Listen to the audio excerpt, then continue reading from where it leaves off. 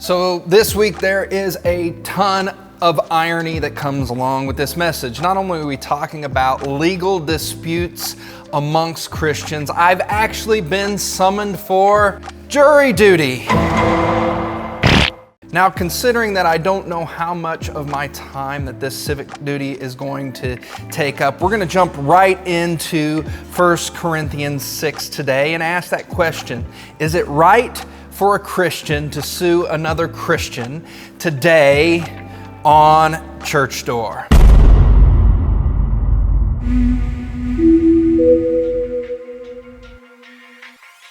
Being in the sue-happy court TV culture that we live in, one can't help but ask the question, is it right for a Christian to sue someone? Now, this is a difficult question to answer because the Bible doesn't really speak directly to this situation involving a Christian suing someone who's not a believer. For example, maybe your neighbor is a non-religious person who's been infringing on your property line. Oh, get off my lawn! And certainly there are many different examples that could be given like this between a believer and a non-believer. But the first thing that comes to mind for me is this: be cognitive of your testimony. I'm not simply saying let people take advantage of you, but to remember the charity that Jesus taught his disciples to exhibit. In the Romanized world that Jesus lived in, a Roman soldier could have asked an Israelite to carry their heavy soldier gear all the way home for them. Now, I don't know about you, but to me this seems really unfair. It's not fair. It's just not fair. But in the light of unfair treatment, Jesus instructed his disciples, if a soldier were to ask you to go 1 mile, then offer to go 2 for them. For no particular reason, I just kept on going. This is being cognitive of our testimony to unbelievers. As God's people, we're to show blessing, care, and charity that all flows from God to us and out to others. But what happens when a fellow Christian brings a lawsuit against another believer? Well, Paul speaks directly to this in 1 Corinthians chapter 6 at verse 1, saying this: when one of you has a grievance against another, does he dare to go law before the unrighteous instead of the saints? Or do you not know that the saints will judge the world? And if the world is to be judged by you, are you incompetent to try trivial cases? How much more then matters pertaining to this life? So if you have such cases, why do you lay them before those who have no standing in the church? I say this to your shame. Can it be that there is no one among you wise enough to settle a dispute between brothers? But brothers go to law against brother, and therefore before unbelievers. To lawsuits at all with one another is already a defeat for you. Why not rather suffer wrong? Why not rather be defrauded? But you yourselves wrong and defrauded even your own brothers. When it comes to Christians taking other Christians into public court, Paul doesn't mince his words. He really paints the picture that this is just bad Christian behavior.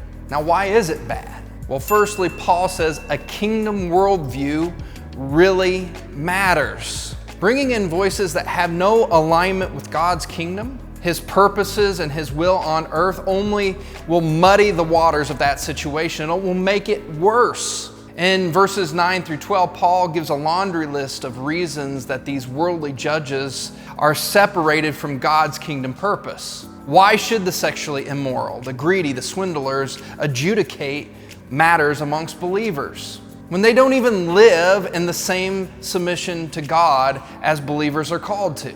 But only that, he also reminds them that they were once also like them. So they should remember the freedom that was brought to them through their submission to Jesus Christ. And if God has brought them out of their own flesh-driven, selfish desires, how much more is he going to bring peace to a broken situation between another believer?